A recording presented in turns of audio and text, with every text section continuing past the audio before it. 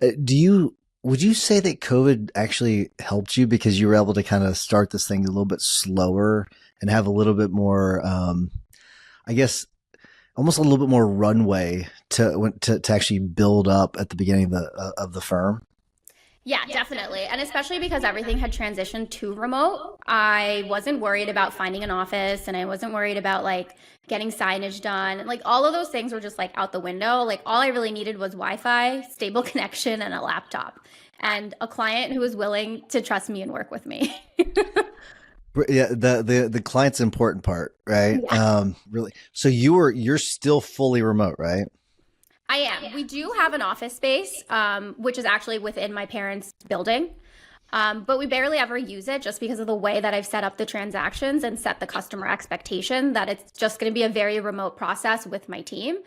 But there are in person components for them. It's just not going to be in my office. It's going to be either at a title company's office or their real estate agent's office because they all still have spaces.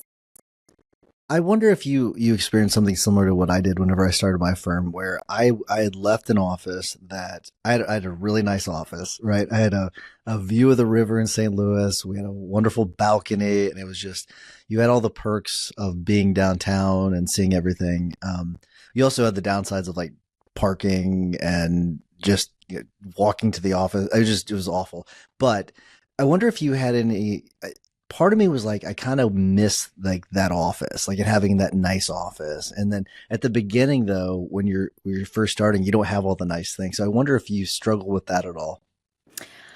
So I think by the time I opened my firm, like that was August 2021. So we were pretty far into the pandemic at that point. So I had really acclimated to like the remote life. And my firm at one point, they were like, my boss was kind of like, hey, let's come in like once a week to just like regroup, talk to each other and like, you know, like just like let's come into the office. Like we moved into a nice new office space. Like let's use it.